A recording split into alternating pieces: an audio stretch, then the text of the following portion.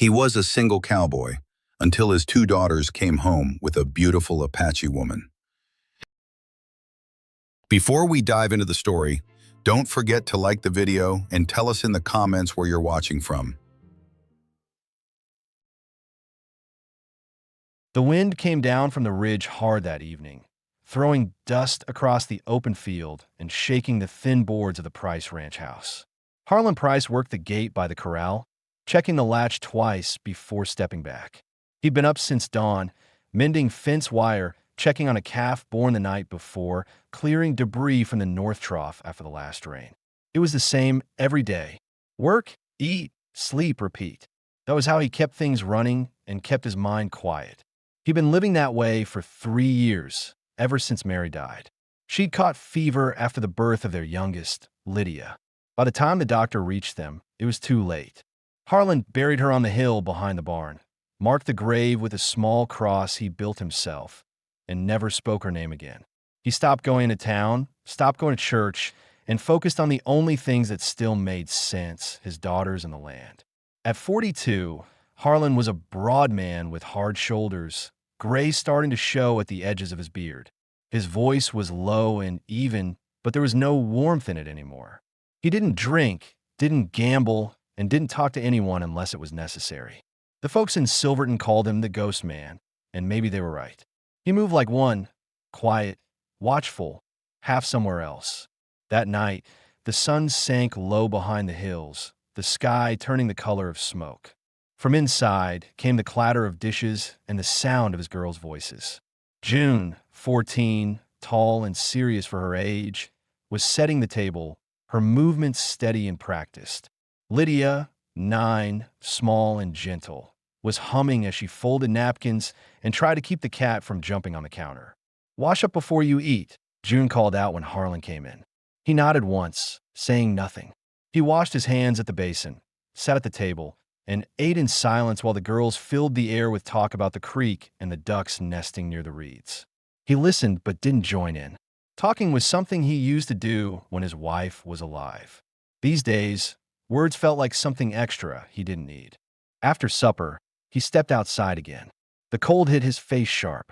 He stood on the porch, listening to the sounds of the valley, the wind, the loose shutter on the barn, the faint splash of the creek a mile off. He thought about the bills he still owed for winter feed, the missing fence post on the south lot, and how he'd need to ride into town eventually. He didn't want to. He never did. People stared too long and asked too much. He was turning back toward the house when he heard voices, one high and quick, one soft, then running footsteps. His gut tensed. He gripped the handle of the door, ready to step inside for the rifle. But then he saw them, June and Lydia, running toward him from the far path that led to the creek. Behind them came a figure he didn't recognize at first, walking slow, unsteady. The light was low, but the shape was wrong, barefoot, clothes torn. "Pa," Lydia shouted. "We found her down by the water." The figure stopped a few yards away. It was a woman, young. Her dark hair was tangled, streaked with dust and leaves. The buckskin dress she wore was ripped at the shoulder, one side hanging loose. Her arms were scratched, her skin raw where rope had burned it. She didn't say anything, just stood there breathing hard, eyes fixed on him like she was waiting for permission to collapse. Harlan took a step forward. Where'd she come from? June's voice was steady but nervous. She was hiding in the brush. Looked like she'd been walking for days. She fell when we called to her. Harlan studied the woman. She was Apache. He'd known enough of them from the war years to recognize the markings. The way she carried herself, even half-broken. He knew what it meant too. Trouble. Bounty riders. Town gossip. But when he looked at her, what he saw wasn't danger. It was exhaustion. He kept his voice level. "You got a name?" Her lips parted, dry and cracked. "Naeli," she said, her accent thick but clear. He hesitated. He could send her away right now. Point her south, tell her to follow the trail toward the old mission. Safer for him. Safer for the girls. But Lydia was already tugging on the woman's hand, guiding her toward the porch. "She's hurt, Pa. We can't just leave her." Harlan looked from the little one to the woman again. There was fear under her calm, but she didn't beg. She stood straight, even shaking. That steadiness hit something in him he hadn't felt in a long time. Respect, maybe, or just the memory of what courage looked like. He opened the door. "Come inside." The girls led her to the chair by the stove. June poured water into a cup. Lydia brought bread. Naeli ate slow, hands trembling, eyes darting between them like she still couldn't believe she was safe. Harlan stood back, watching. He could see the scars on her shoulder where the dress hung loose, thin, pale lines that told stories he didn't want to imagine. When the girls went to bed, he set down a blanket and pointed to the cot near the fire. "You can sleep there, just for the night." She nodded once. "Thank you." He nodded back, then stepped out into the cold again. The stars were out, the kind that came clear and sharp after dust storms. He stared toward the ridge and thought about the risks. Men who might come looking, talk that might start, what it could do to his daughters. He should have sent her away, but something about her eyes wouldn't let him. Inside, the fire cracked. He could hear the soft sound of her breathing as he stood by the window. He told himself it was only for one night. But deep down, he already knew it wouldn't be. The next morning came gray and cold. The smell of coffee and smoke filled the kitchen. Harlan was already awake, standing by the stove when he heard the soft creak of the cot. He looked over and saw Naeli sit up slowly, her movements careful, one hand pressed against her ribs like she was still in pain. The firelight caught the bruise on her collarbone, a dark mark against bronze skin. He poured her a tin cup of water and set it down near the stove. "You sleep any?" he asked. She nodded once, her voice quiet. "Yes, thank you." Lydia came running in a moment later, still barefoot, hair wild. "Pa, she's up. She said she can help today." Harlan gave his daughter a look. "She's a guest, not a worker." But Naeli shook her head. "No, I can help. It's better." Her English was broken, but sure. He studied her for a moment, then motioned toward the door. "All right, if you can stand the cold."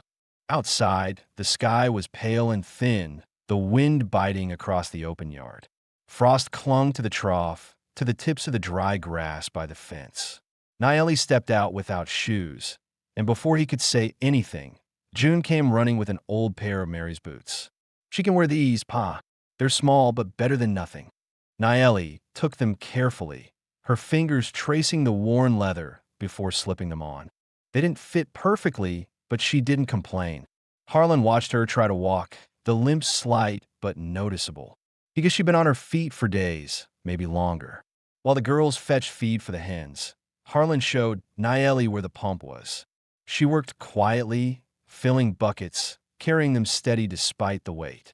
There was strength in her, not just in her arms, but in how she didn't waste movement or breath.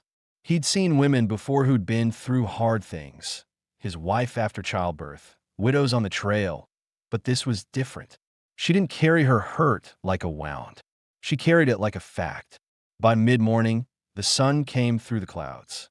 Harlan fixed a fence post near the corral while Naeli hung laundry with June and Lydia. He caught himself looking up once in a while, the way her hair fell loose in the wind, the way she bent slightly to pick up the wet cloth, the calm rhythm she worked in. It wasn't attraction exactly, not yet. More like a pull he didn't understand. Later, when he went inside for lunch, he found the table already set. A pot of beans warmed on the stove, biscuits cooling by the window. The girl sat close to Naeli, asking questions faster than she could answer. Where she was from, how long she'd been walking, if she had family somewhere. She told them in short pieces. She'd lived near the border with her tribe until white traders came through. They took captives, women mostly. She escaped after 3 days, following the river north. She didn't talk about what happened in between. Harlan could tell from the way her hands tightened around the cup that it was worse than words could carry. Lydia asked softly, "Are they coming after you?" Naeli hesitated. "Maybe, but I will not go back." Harlan met her eyes across the table. "You won't," he said simply. His tone left no room for doubt. The day passed slow after that. June showed Naeli where to gather wood. Lydia taught her how to fold laundry the house way, and the air inside the ranch began to feel different, lighter, like something old had lifted. That evening, while the girls slept, Harlan sat by the fire carving a handle for his knife. Nayeli sat across from him, mending her torn dress. The sound of the needle moving through fabric mixed with the low crackle of the fire. Neither spoke for a long time. Finally, Harlan broke the silence. "If anyone comes asking questions," he said quietly, "you stay inside. Don't open the door. There's folks around here who don't take kindly to strangers." Nayeli looked up. "You're not afraid?" He shook his head. "I've been afraid before. Doesn't help much." Her eyes softened a little, like she understood more than he said. Before turning in, he checked the barn. The wind had died down, and the moon hung low over the ridge. As he walked back toward the house, he saw her silhouette through the window, still by the fire, still sewing. The sight stopped him. There had been too many nights when that chair sat empty, the fire burning low for no one. Now it wasn't. Inside, she had finished mending the last seam and folded the dress neatly. When he stepped in, she looked up once, then lowered her eyes. "Good night," she said softly. He nodded. "Good night." When he went to bed, he found it harder to fall asleep. The house sounded different now. The rhythm of her movements, the quiet creak of the floorboards, even her breathing in the next room. They filled the spaces that had been empty for years. He told himself it was fine, that it was only for a few days, until she was strong enough to move on. But lying there in the dark, he knew the truth. He didn't want her to leave. He just didn't know what keeping her might cost him. By the third morning, the air carried a different sound. Soft laughter from the yard, the scrape of a bucket, the rhythm of footsteps that weren't just his own. Harlan woke before dawn out of habit, but when he stepped into the main room, the fire was already burning. The scent of cornmeal and coffee drifted through the air. Nayeli stood by the stove, turning a pan of batter cakes, her hair tied back with a strip of cloth June had given her. Lydia sat at the table, half asleep, smiling between bites.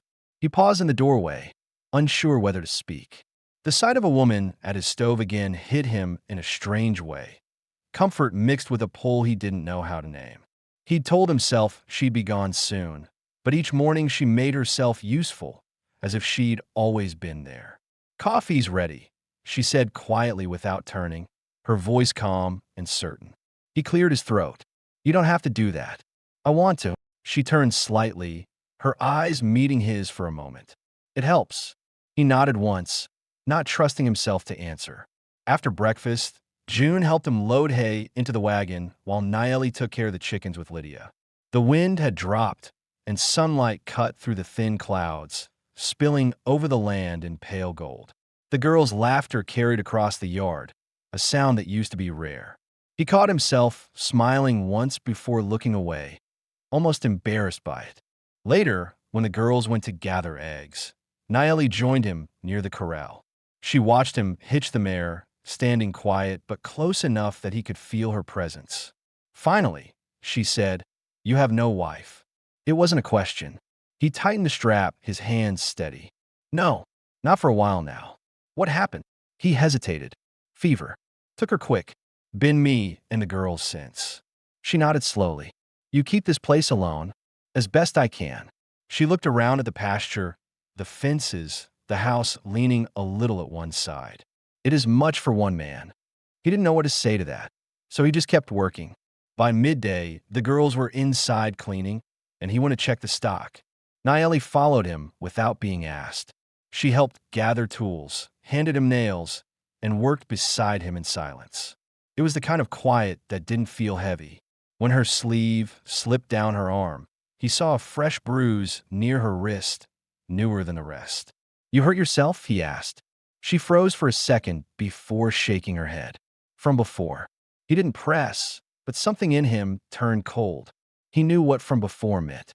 He'd seen it in soldiers and prisoners during the war. Marks of people treated like property. That night, when the girls were asleep, he sat on the porch thinking about it. He couldn't get the image out of his head. The way her eyes had gone distant, the way she'd said nothing else. Inside, she was still awake, sewing quietly by the fire. When she looked up and saw him in the doorway, she stopped. "Something wrong?" she asked. He shook his head. "Just thinking." She set the needle down. "About me?" He didn't answer right away. "About what you've been through."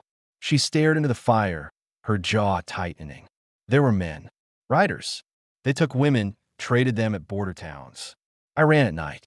They chased. I hid in river mud until morning. Her voice didn't shake, but his hands did.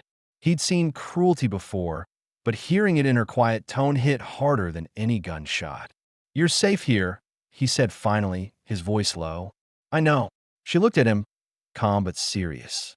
But they will come again. Men like that always come again. He stepped closer, his shadow crossing the firelight. If they do, they'll find me first. She held his gaze for a long moment before looking back at the flames. For the first time since she arrived, something like peace showed in her face, small but real. The next day, rumors reached them from town. June had gone to trade eggs at the store and overheard two men talking about bounty riders seen near the old trail. When she told her father, he didn't say much, just nodded and told her to stay close to home. But that night, he cleaned his rifle, checked the oil lamp by the door, and made sure the horses were tied near the barn instead of the open pasture. Naeli noticed. You think they're close? Close enough to be ready. She stood quiet for a while. You risk much for me. What? He looked at her across the dim light, the fire reflecting in her eyes. Because I got two daughters. If the world ever turned on them, I'd hope someone would do the same. Her lips parted slightly, her voice soft. You are a good man. He shook his head. No, just tired of seeing bad ones. The house went silent again, but it wasn't an empty silence anymore. It carried weight, something unspoken that neither could name yet. Before turning in, she placed a hand briefly on his arm, just above the wrist, a small gesture of thanks. He didn't move, didn't speak, just felt the warmth of her touch linger long after she'd gone to her cot. When he lay down later, the wind picked up again outside, brushing against the windows. He kept his hand open on the blanket where she had touched him, the faint smell of smoke and buckskin still in the air. For the first time in years, he didn't feel like a man waiting for life to pass him by. He felt like someone, had finally stepped into it. But he also knew what kind of men rode the border. If they were coming, peace wouldn't last long. The next few days passed in a tense quiet that felt heavier than the wind itself. Harlan went about his work as usual, checking the fences, tending to the cattle, keeping the girls close to the house, but he was different now. He slept light, rifle within reach, eyes turning to the ridge every time he heard a distant sound. Naeli noticed. She worked beside him when she could, careful not to ask too much, but her gaze followed his the same way, scanning the tree line as if she too could feel what was coming. Early one morning, before the sun broke, she woke from a dream, sharp, fast, her breath catching. The cot creaked, her skin damp from sweat. The room was cold, but the fire still burned low on the hearth. Harlan sat at the table carving wood, the knife's slow scrape steady in the quiet. He looked up, saw her shaking slightly, and set the knife down. You all right? She nodded but didn't speak. He handed her a tin of water. She drank, her hands trembling. He wanted to ask more. What she dreamed, what memory had reached her, but he stopped himself. She didn't need questions. She needed calm. Storm's coming, he said instead. You'll hear it by nightfall. She nodded again. It was easier to talk about weather than the past. By mid-morning, the sky had turned pale gray. Wind came hard off the ridge, bending the grass and stirring dust across the corral. June and Lydia were inside preparing the last of the autumn preserves, sealing jars by the stove. Naeli stayed outside, helping Harlan haul sacks of grain into the barn before the rain hit. As they worked, he finally asked the question that had been building in his mind since the night she told him about the men. These riders, do they know your name? Would they know you to see you again? She looked up at him from where she stood by the stall, eyes dark and clear. Yes, they know. He nodded once. Then they'll come. Not today, maybe, but they will. I can go, she said quickly, her voice low. I don't want them to hurt your girls. He stepped closer, shaking his head. You're not going anywhere. This is my land, my home. Anyone comes here looking for trouble, they'll answer to me. Her eyes searched his face for a moment before she looked down. You would fight for me? Not for you, he said, his tone steady. For what's right. But maybe that's the same thing. The wind roared outside, pushing rain against the barn roof. Thunder cracked somewhere near the valley, deep and close. Naeli flinched, instinctively stepping back. Harlan reached for her without thinking, his hand brushing her arm. She froze at first, then slowly met his eyes. "You're safe here," he said quietly, the same words he'd told her before. But this time they carried something heavier, a promise rather than comfort. When the rain hit full, they ran for the house together, boots splashing through the mud. Inside, the girls had already lit the lamps and pulled the curtains tight. Lydia rushed to Nayeli with a blanket, wrapping it around her shoulders. The woman smiled faintly, the smallest bit of warmth returning to her face. That night, the storm raged for hours. Harlan sat near the window, watching lightning flash over the ridge. Nayeli sat by the fire, sewing quietly while the girls dozed nearby. Each thunderclap made her shoulders tighten. He could see the fear she tried to hide. "Storm will pass soon," he said softly. She nodded but didn't look up. "It's not the storm I'm afraid of." He didn't ask what she meant. He already knew. After the worst of it passed, the girls were asleep and the fire burned low. Harlan stood, meaning to check the barn once more, but stopped when Nayeli spoke. "When they took me," she said, voice barely above the crackle of the fire, "they said I was worth $50. That's what they traded women for. Food, horses, sometimes less." Harlan's jaw tightened. He turned toward her. "You don't owe them your name or your shame." "Not here." Her eyes glistened in the light. "And you? What did the war take from you?" He sat down slowly across from her. "Parts of me I don't care to remember. Men do things in war they spend the rest of their life trying not to see again." He hesitated, looking toward the girls. "After my wife passed, I buried all of it. The fighting, the guilt. I thought I'd buried myself with it." Nayeli studied him, the silence between them deepening. "And now?" He looked into the fire, voice low. "Now I'm starting to remember what being alive feels like. It's harder than being dead." Neither spoke after that. The storm outside quieted, leaving only the soft drip of water from the roof. She rose slowly, stepped closer, and laid her hand on his shoulder. It was a small, hesitant touch, but it stayed. When she finally went to her cot, he sat there long after, staring at the door, listening to the wind fade into the distance. He knew the danger wasn't gone. If the riders were near, the storm would have masked their approach. He also knew one thing with certainty now. He wouldn't let anyone take her again. At dawn, the air smelled of wet soil and cedar. Harlan went out to the ridge, rifle slung across his shoulder, eyes on the horizon. The storm had washed everything clean, but in the mud near the trail, he found what he'd feared: hoof prints. Fresh ones. 4, maybe 5 horses. He stood there for a long while, the morning light breaking through the clouds, his breath visible in the cold. Behind him, he could hear the girls laughing inside, Nayeli's voice soft among theirs. He looked once more toward the tracks, then back at the house. The time for quiet was ending. The next morning, the world looked calm again, but Harlan knew better. The storm had left behind slick mud and silence that didn't feel natural. He walked the fence line with his rifle slung low, scanning the horizon where the prints disappeared into the mesquite. The ground was heavy and soft. The tracks were deep, fresh, too neat to belong to travelers passing through. Whoever they were, they'd stopped close, maybe watching the place from a distance. When he came back, the girls were feeding the hens while Nayeli hauled water from the well. Her sleeves were rolled to her elbows, skin glistening from the work, her breath visible in the cold. He didn't want to tell her what he'd seen yet.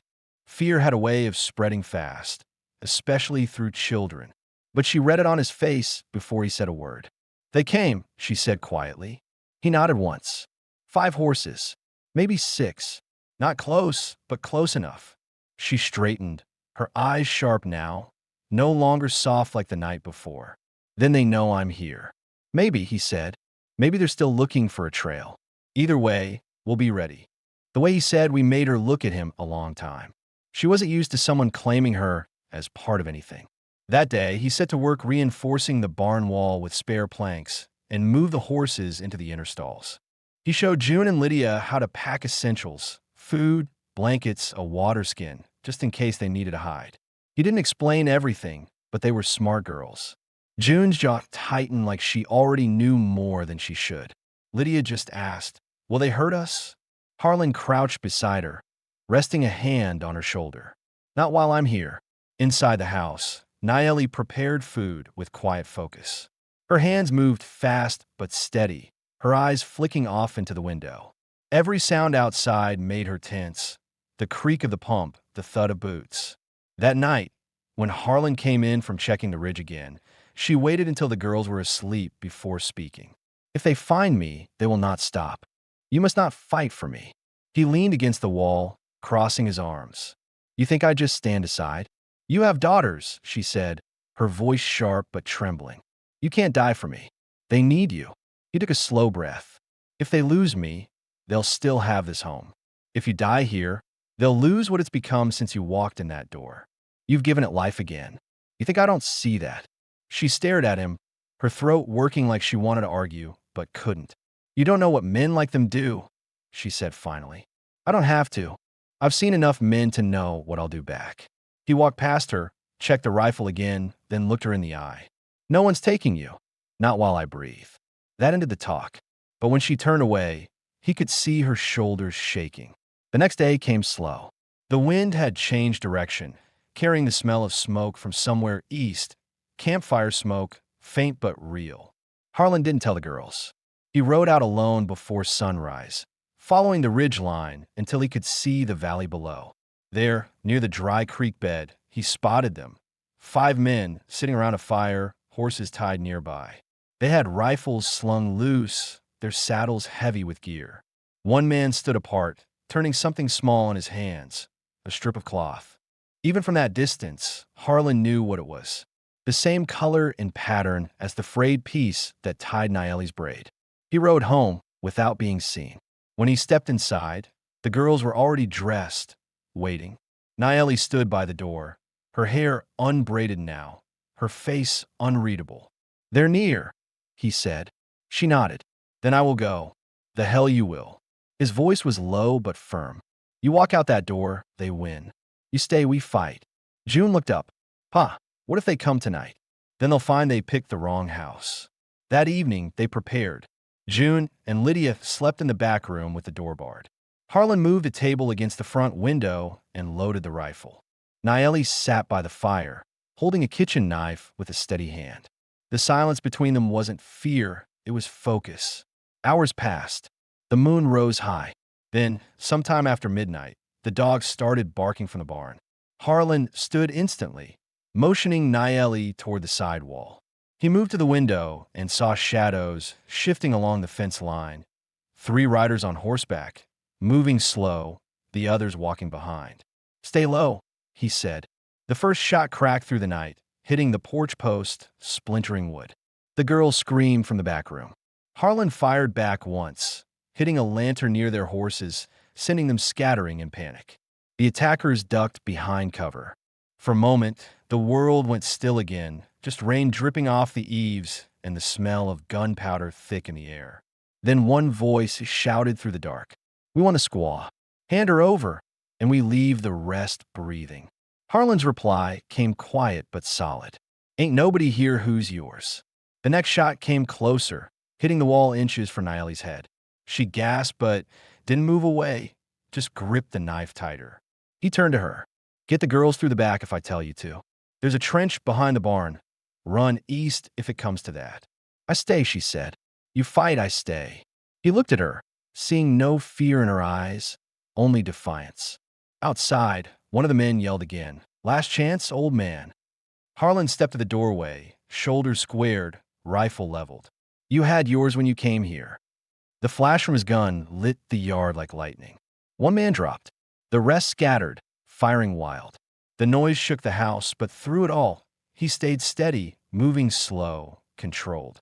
Naeli reloaded for him when the chamber emptied, her hands sure despite the tremor in them.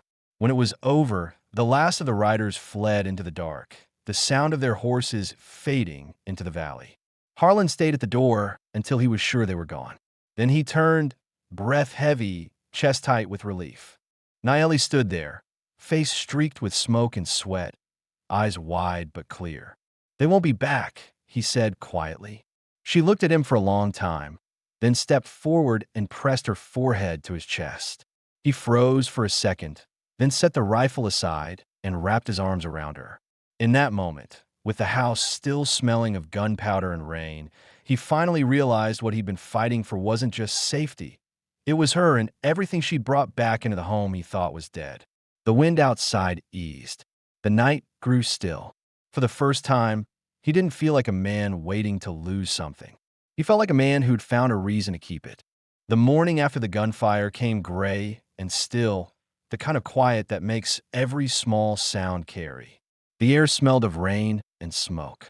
A thin mist clung to the ground where the men had fallen, and the horses that had bolted in the night were long gone, their hoof prints leading toward the ridge. Harlan stood by the fence, rifle resting against his leg, scanning the valley with tired eyes. His shirt was torn at the shoulder where a splinter had grazed him, dried blood staining the fabric. He didn't feel the pain yet. His body ran on something colder than exhaustion. Behind him, the front door creaked open. Nayeli stepped out wrapped in his coat. The sleeves swallowed her hands, but she didn't seem to care. She looked at the yard, at the dark patch of dirt where one of the attackers had fallen. "He's dead," she said quietly.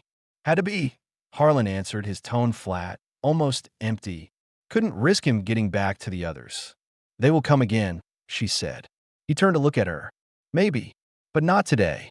Her face was unreadable, but her eyes, those steady, dark eyes, held something between fear and guilt. "This happened because of me." He didn't move closer, didn't reach for her, just said, "No. It happened because men like them think they can take what they want. You being here just gave them a reason to come sooner." She lowered her gaze, the wind pulling strands of her hair across her face. "You could have let me go. They would have left you in peace." He shook his head. "That's not peace. That's surrender." Inside, the girls were still asleep, their small bodies huddled together under one blanket. The gunfire had frightened them, but by the time the storm eased and silence returned, exhaustion won over fear. June had asked if her father would be all right. Lydia had cried herself to sleep against Nayeli's lap, while Nayeli hummed something soft and low, a tune from her tribe that carried more sorrow than words could. When Harlan came back inside, she was standing by the table, pouring water into a basin. "You're hurt," she said. "It's nothing." "Let me see." He started to refuse, then caught her look and stopped. He sat at the table, unbuttoned the torn part of his shirt, and let her clean the cut. Her hands were gentle but sure, her touch light against the edge of the wound. He noticed the small scars along her wrists again, older ones that spoke of rope and struggle. "Where'd you learn to patch a man up like that?" he asked quietly. "My mother," she said. "She cared for the hurt in our camp. Hunters, warriors." Then the soldiers came. She did not live long after that. He nodded slowly. "Sorry." She finished cleaning the wound and pressed a strip of cloth against it, tying it firm. "You should rest." He looked up at her, his voice low. "I will when I know they're gone." For most of that day, he stayed near the porch, watching the horizon. June helped him sharpen tools while Nayeli and Lydia worked inside. The normal rhythm of ranch life crept back, but every sound beyond the fence made him reach for the rifle again. Around noon, he saddled his horse. Nayeli appeared at the door, her expression tense. "You go out there again? Just far enough to see which way they rode off. I come with you." He looked at her. "You can barely stand from last night." "I can ride," she insisted. "If they return, I must see their faces." He hesitated, then handed her his old revolver. "Stay close to me. Don't use that unless I tell you." They rode out through the damp fields, the horses' hooves sinking deep into the mud. The world felt stripped clean. No birds, no sound but wind and the slow creak of the saddle. When they reached the far ridge, Harlan dismounted, crouched near the tracks. "For left before dawn," he said. "One stayed behind." He pointed to a shallow depression near the rocks. Ashes, boot prints, a few scattered shells. They waited here, watching. Nayeli's eyes narrowed. "They will come back." He didn't answer right away. He'd seen it before. Men who ran from fight but returned with more guns and less sense. He knew the kind of pride that lived in those men. "We'll be ready," he said finally. When they returned to the ranch, June and Lydia ran to meet them. June carried herself with that same guarded calm she'd learned from him, but her eyes betrayed her fear. "Pa, someone came to the fence," she said. "A man from town." Said Sheriff Dalton wants to speak with you. Harlan frowned. What for? He heard about the shooting. Said he'll ride out tomorrow. That evening, after supper, the house was quiet again. The girls slept early. Nayeli stood by the fire, her hair loose now, drying from the rain. Harlan leaned against the wall, studying her without meaning to. The firelight painted her skin in warm color, and he noticed how her shoulders finally rested instead of tensing with every sound. She turned toward him. You think the sheriff will make trouble? He shook his head. Dalton's fair. He won't ask much if I don't give him reason to. And if he asks about me, I'll say you're helping with the house. Nothing more. She looked at him, uncertain.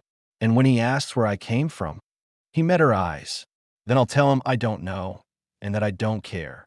For a moment, the air between them held still. She stepped closer, her voice barely above a whisper. Why do you help me, truly? He drew a slow breath, eyes fixed on the fire. Because I've seen what happens to people nobody helps. My wife once took in a boy who'd been beaten by his father. We kept him a month, fed him, clothed him. One night, the father came with a shotgun. I faced him down, told him the boy stays, or he buries me first. He backed off. 2 months later, the boy joined the cavalry and never came back. But I slept easier knowing he left this land with a chance. You remind me of that. A second chance. Nayeli swallowed hard. You speak of your wife with peace. I speak of her because I still owe her the kind of man she thought I was. Her eyes softened. Maybe you already are. Neither said another word. The only sound came from the fire and the soft ticking of the clock above the mantel. When she finally reached for his hand, it wasn't hesitant this time. He let her. Their fingers stayed entwined for a long moment, saying more than words could. Later, when the lamp burned low, Harlan stepped outside again. The night had cleared, the sky wide and full of stars. He could still see the faint outline of tracks leading away from the ridge, now half washed by rain. Maybe those men were gone for good, or maybe they'd regroup and come back stronger. But as he stood there, listening to the quiet rhythm of the land, he felt something he hadn't in years, a sense of belonging, fragile but real. He turned back toward the window, where Nayeli stood watching him, her face calm, her hands pressed lightly to the glass. Their eyes met through the reflection of the firelight, and for the first time, he didn't look away. Whatever waited beyond the ridge, he knew one thing for certain. He wasn't facing it alone anymore. The next morning dawned sharp and cold. Frost clung to the fence posts, and the air carried that hollow stillness that comes after a storm, but before something else breaks. Harlan had been up since before sunrise, standing on the porch with a cup of black coffee in one hand and his rifle leaning against the railing. The land stretched quiet and empty before him, but his mind wouldn't settle. Inside, the girls moved softly through their morning chores, their voices hushed. Nayeli swept near the hearth, her hair tied back, her movements steady though her face was pale from lack of sleep. Every so often, she'd glance toward the window as if checking to make sure the world was still there. When Harlan finally came in, she turned to him. You didn't sleep. Didn't need to. He set his cup down. Sheriff will be here soon. We'll tell him what happened, then let it rest. Her eyes searched his. You think he will believe you? He doesn't have to. He just has to know it's done. Not long after, the sound of hooves broke the morning stillness. A single rider appeared through the thin fog, coat dusted with frost, badge glinting faintly on his chest. Sheriff Dalton was a lean man with a slow drawl and sharp eyes that missed nothing. He dismounted near the porch, tipped his hat. Morning, Harlan. Heard there was some excitement up this way. Morning, Sheriff. A few men rode through in the night. Tried to take something that wasn't theirs. They didn't make it far. Dalton studied him, then looked past him toward the barn. How many? 5. One dead here. Rest ran off south. You know who they were? Harlan shook his head. Didn't ask names. Dalton stepped around the porch, crouched near the dark patch of earth by the fence. Tracks are still fresh. Looks like bounty riders from the border. His gaze shifted back to the house. You keeping anyone here they might have been after? Harlan's jaw tightened. No one they had a right to. The sheriff straightened, brushing his gloves clean. Ain't looking to cause you trouble, Harlan. Folks in town just get nervous when shooting starts, especially when it's this close to the ridge. Harlan gave a nod. It's handled. Dalton looked at him for another long moment, then said quietly, "You always were the quiet type. But quiet men don't pull triggers unless they got a damn good reason. I'll file this as self-defense. Appreciate it." As the sheriff turned to leave, his eyes flicked toward the window where Nayeli stood half-hidden behind the curtain. He didn't say a word, just nodded once at Harlan, mounted his horse, and rode away. When the sound of hooves faded, Harlan exhaled, shoulders easing for the first time in days. Nayeli stepped out, her face tense. "He saw me. Maybe. But he won't speak of it. Dalton's fair." Her voice softened. "He will not tell the town. Not if he values peace." She looked out across the land, the sky clearing above the hills. "Then maybe it is over." "Maybe," he said, though he didn't fully believe it. Men who hunted people for money didn't just disappear. Still, the tracks had grown faint, the world quiet again. For now, that was enough. The day settled into a fragile calm. June and Lydia returned to their laughter, chasing the hens through the yard. Nayeli washed clothes near the pump, sleeves rolled high, her feet bare in the mud. Harlan worked by the corral, fixing a broken hinge. Each time he glanced her way, he caught a glimpse of something he hadn't seen in her before, a kind of ease. It wasn't joy yet, but it was the first step toward it. That evening, the house smelled of stew and warm bread. The girls talked about town gossip they'd overheard when Dalton passed through Silverton. The harvest festival, a new general store, a wedding. They asked their father if they could go next month. "Maybe," he said, half listening. His eyes kept drifting toward Nayeli, who sat sewing near the fire, her face calm in the orange glow. After the girls went to bed, Harlan lingered by the door, staring into the flames. Nayeli broke the silence. "You think they're truly gone?" He nodded slowly. "I think they found out what happens when a man brings trouble here." Her lips curved faintly, though her eyes stayed serious. "And if more come, then we'll handle them the same way." She was quiet for a moment, then said softly, "When I first came here, I thought I was just running. I thought I had nothing left but fear. But your daughters, they do not look at me like I am different. They ain't learned to hate," he said, "and I don't plan on teaching them."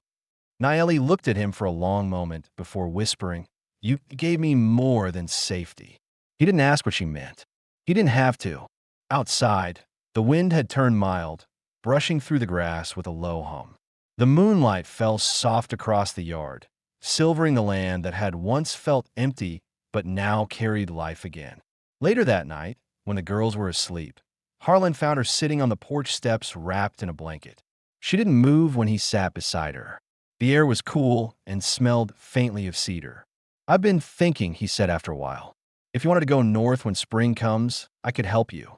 There's a wagon line that runs through Fort Summer. Safer road, decent folks." She turned to him, eyes dark in the lamplight. "And if I don't want to go?" He hesitated, his voice lower now. "Then you stay, even if the town talks." He looked out across the valley, his jaw set. "Let them talk. I've been called worse things than a man who gives someone home." Something in her expression softened, something that looked like peace. She shifted closer, the blanket falling between them. He could feel the warmth of her shoulder against his arm, could hear her steady breathing in the quiet. "When I was taken," she said, her voice barely above a whisper, "I prayed to die quickly. I thought there was nothing left for me in this world. But then your daughters found me, and now, I think maybe I was wrong." He turned his head toward her. "You were." Her gaze met his, steady and close. "You have lost too? I see it in your eyes. Does it ever stop hurting?" He thought for a long moment before answering. "No, you just learned to carry it better." She nodded slowly, her eyes glistening in the faint light. "Then maybe we can carry it together." The words hung there between them. He didn't speak, just reached for her hand, calloused fingers meeting hers. The quiet stretched on until finally, she leaned into him, resting her head against his shoulder. Inside, the fire dimmed to embers. Outside, the land lay still under the wide western sky. The danger had passed, at least for now, but neither of them felt like the same people who'd met by the creek weeks before. She had brought warmth back into his home, and he had given her a reason to believe the world still had kindness in it. As the stars spread bright across the valley, he wrapped an arm around her and held her close. For the first time since his wife's passing, he didn't think about the grave behind the barn. He thought about the living, the woman beside him, the girls sleeping inside, and the fragile peace that had finally found them. And deep down, beneath the tiredness and the scars, he knew one thing with certainty. Whatever came next, she wasn't just a guest anymore. She was home. Days turned into weeks, and winter crept closer over Sylvan Valley. The mornings came colder, the fields dusted white with frost, the sound of boots on frozen ground echoing through the still air. Harlan had repaired the barn roof, tightened the fences, and filled the cellar with enough grain and dried meat to last until spring. Every motion of his hands had purpose, but his mind kept circling the same thought. What now? The fighting was over, the land was quiet, yet peace had a way of feeling temporary in the West. Inside the house, life moved steady again. June read to Lydia near the fire each night, and laughter filled the walls that had once held only silence. Nayeli cooked more often, humming as she worked, her voice soft but sure. She'd begun to speak more English, sometimes teasing the girls gently or correcting Harlan's rough grammar with a smile. She still kept her distance from town, though, and Harlan didn't push her. The sheriff hadn't returned, and word from Silverton was that the men who'd attacked the ranch had vanished south, maybe dead, maybe hiding. No one knew. Still, Harlan didn't take chances. Every few nights, he rode the ridge alone, checking for new tracks, scanning the valley for campfire smoke. Most times, he found nothing but wind and coyotes. Yet one evening, as the sun sank red behind the ridge, he spotted a lone figure on horseback half a mile away. Too far to recognize, too still to be a drifter. He watched until the figure turned and rode off toward the desert. When he came back, Nayeli was waiting on the porch. She saw the look on his face and straightened. "You saw someone." "Maybe," he said. "Could have been a ranch hand passing through. But you don't believe that." He sighed. "Doesn't matter what I believe. Just means I'll keep watch." Her jaw tightened. "If they come again, I will not hide." "I know," he said quietly. "But you will if I tell you to. You got nothing to prove to me." "I do," she whispered. "To myself." He didn't argue, though he wanted to. She'd carried enough scars for one lifetime. He wasn't about to let her earn more. Later that night, the house was still. The girls had gone to bed, and Nayeli sat near the fire sewing one of Lydia's torn sleeves. Harlan sat across from her, pretending to fix a harness strap, but mostly watching her hands. Her movements were slow, deliberate, patient. The way she folded the fabric, the way her brow furrowed slightly as she stitched. "You've done this before," he said. She looked up, half smiling. "I fix things. It's what keeps them alive." He nodded. "Guess that makes two of us." They shared a quiet look, the kind that filled the room more than words could. For weeks, their closeness had grown in moments like this, small, steady, building without either of them naming it. He'd find himself looking for her in the mornings before he spoke a word, noticing the way her laughter softened the house, or how her presence steadied the girls. The loneliness that once lived in his bones had begun to lift, replaced by something both terrifying and tender. A few nights later, as he was shutting the barn door, he heard her behind him. "You were too late," she said, stepping into the lantern glow. He smiled faintly. Old habit. She took a few steps closer, her breath visible in the cold air. "The girls say you never sit still." "They're not wrong." She hesitated, eyes glancing toward the dark ridge. "I think of the men who came here. Sometimes I wake at night and hear the gunfire again." He nodded slowly. "So do I. I hate that I bring danger," she said. He reached out then, his voice steady. "You didn't bring it. You just reminded me what's worth fighting for."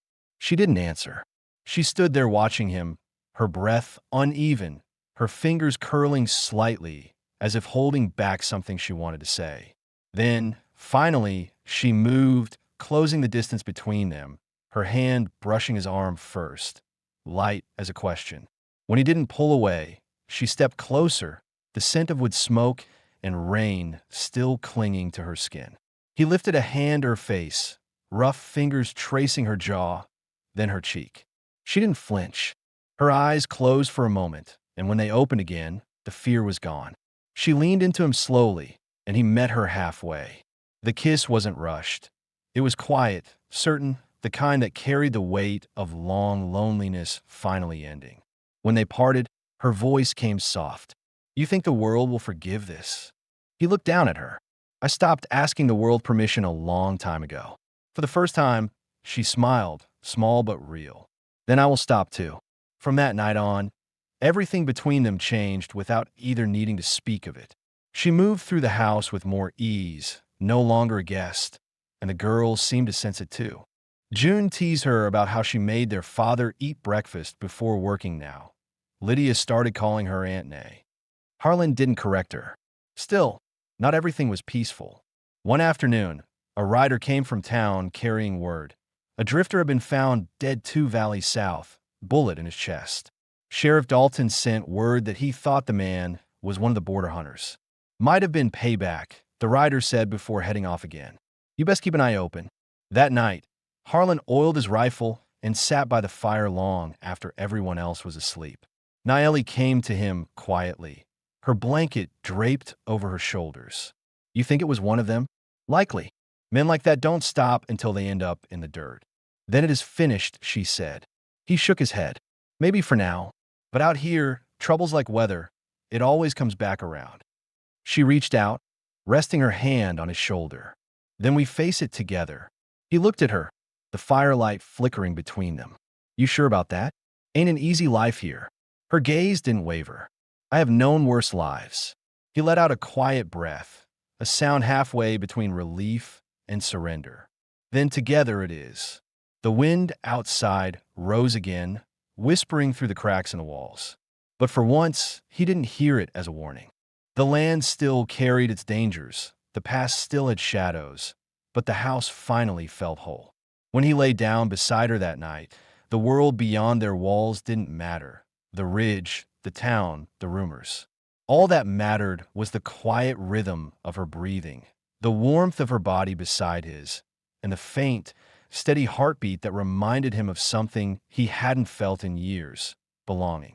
And though he knew the frontier never stayed calm for long, Harlan Price, once called the ghost man of Silverton Valley, closed his eyes knowing that whatever came next, he no longer faced it alone.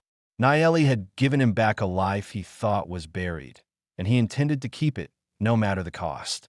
Winter came down hard across Silverton Valley that year, the kind that sealed the creeks in ice and turned the mornings into pale white silence. Smoke rose steady from the chimney each day, and the house that had once felt too big for one man now felt full in a way Harlan never thought possible. The wind could blow and the snow could fall, but there was warmth inside those walls now, steady, earned, and alive. It had been almost 2 months since the shooting. The last of the bounty riders were ghosts now, spoken of only in rumor down in town. Sheriff Dalton had sent word that he'd closed the case, saying the names of the dead matched men wanted in Texas for worse crimes than anyone cared to count. No one asked questions about the Indian woman the men had been after. Folks in Silverton knew better than to cross Harlan Price's line of land again. Still, Harlan kept his rifle cleaned and ready. Some habits die hard, but most nights now, it stayed leaning by the door instead of in his hands. His work had shifted back to the quiet routines of living, cutting firewood, patching saddles, tending stock. He'd done those things for years before, but now every task seemed to carry new meaning. The girls had taken to calling Naeli Mama Nay, a name that made her laugh every time, but one she didn't correct. June had grown protective of her, making sure she wore Harlan's old coat when she went outside to fetch water. Lydia followed her everywhere, learning to cook, to sew, to hum the songs Naeli sang in her own tongue. There were still things Naeli didn't talk about. Faces from her tribe, the journey north, but the silence between her and the past had softened. One evening, as the first snow began to fall, Harlan came in from the barn, rubbing his hands near the stove. Naeli stood by the window, looking out at the white dust beginning to cover the yard. Her hair was unbraided, falling loose down her back. The light caught the curve of her cheek, and the faint smile that had started to live there more often now. "Storm's coming," he said. She nodded, still looking outside. "I like it. The land looks new when it's white." He smiled faintly. "Hard to imagine anything new out here." She turned to him. "It was new to me. You were." He met her gaze for a moment, quiet. "You ever think about going back? South, I mean, to your people?" She shook her head. "No. My home burned when they came for us. I have no tribe left. You and the girls, this is my people now." He stepped closer, his voice low. "Then you stay for good." "I already have." They stood there for a long time, the sound of the wind outside growing stronger, the snow beginning to swirl. Harlan reached for her hand, rough fingers closing around hers, and she didn't pull away. The days that followed were hard ones. Snowdrifts waist-high, the creek frozen solid, and the cattle restless in the cold. But they worked together. June helped her father chop ice for water, Lydia fed the hens in the morning frost, and Naeli mended clothes by the fire, her hands moving fast and sure. At night, when the wind screamed across the valley, the family huddled near the stove. Harlan read aloud from an old Bible, his voice slow and steady, though he no longer spoke the words like prayer, just stories of endurance and grace. One morning, near the end of February, Harlan saddled his horse to ride into town for supplies. Naeli handed him a small pouch of coins she'd saved from sewing repairs for nearby ranchers. "For the girls," she said. "They want ribbons." He took the pouch, but hesitated. "You sure you want me going alone? Snow's deep near the ridge." "You ride careful," she said. "We'll keep the fire warm." When he reached Silverton, the air smelled of wood smoke and coffee from the saloon. Men nodded to him as he passed, some respectful, some wary. He noticed the difference this time. No one said "Ghost Man." No one whispered. Word had spread quietly that Harlan Price wasn't to be crossed, not after what he'd done protecting his land. At the general store, he loaded flour, sugar, and a few bolts of cloth. As he tied the last bundle to the saddle, Sheriff Dalton came down the boardwalk, his coat collar up against the cold. "Heard the family's doing well," he said. Harlan adjusted the strap. "We are." Dalton studied him. "You got yourself a good woman, Price. Folks notice when a man stops walking alone." "Let him notice," Harlan said. "Ain't their business." Dalton smiled faintly. "Maybe not, but people talk less cruel when they see someone earning peace. You've done that." Harlan gave a nod. "Guess we both got what we wanted, quiet." He rode home before sundown, snow crunching under the horse's hooves. When the house came into view, smoke rising from the chimney, he felt something inside him ease. He didn't know when exactly it had happened, when this place stopped feeling like a burden and started feeling like life, but it had. When he stepped inside, the warmth hit him. The girls ran to him, laughing, their hands cold from playing outside. Naeli came from the kitchen, her cheeks flushed from the fire. She looked at him with that small smile that always started in her eyes first. "You came home early. Didn't like being gone." He handed her the cloth. "Figured you might make something out of this." She unfolded the fabric, touching it like it was finer than gold. "It's beautiful. Not half as much as you." The words left his mouth before he thought about them, and for once, he didn't try to take them back. She stared at him, her lips parting slightly. Then she stepped forward and kissed him, slow, certain, like she'd been waiting for that moment all along. That night, the snow fell heavier, blanketing the ranch in silence. Harlan sat by the fire with Naeli beside him, the girls asleep upstairs. The room glowed soft and golden, the world outside buried in white. He looked around at everything, the shelves lined with jars, the worn rug, the sound of her breathing near his shoulder, and realized the silence he'd once feared had changed. It wasn't emptiness anymore. It was peace. "You know," he said quietly, "I used to think this land would outlast me. Maybe it still will. But it feels different now. Feels like it belongs to all of us." Naeli leaned against him. "Maybe it always did. You just needed someone to remind you." He smiled at that, wrapping an arm around her. "Reckon you did." When the fire burned low, he carried her upstairs, careful not to wake the girls. The wind howled outside, but inside, the house was warm and still. He lay beside her, the world fading to quiet again, and thought about the years he'd spent surviving instead of living. Those years were gone now, and in their place stood something solid, something worth staying for. By spring, the snow would melt, the land would turn green again, and Silverton Valley would bloom like it hadn't in years. But for now, under the cold sky, the Price Ranch stood strong. Its fences mended, its hearth alive, its family whole. The man once called the ghost of Silverton was no ghost anymore. He was a husband again, a father, a protector, and a man who'd finally found his way home. And as dawn began to edge over the hills, painting the world in gold, Harlan Price held the woman who'd given him back his life and whispered against her hair, "You're safe now. We all are." Outside, the land was quiet and endless. Inside, for the first time in years, everything was exactly as it should be. The story of loss had finally become a story of belonging, and the house at the edge of Silverton Valley, once ruled by silence, now breathed with love.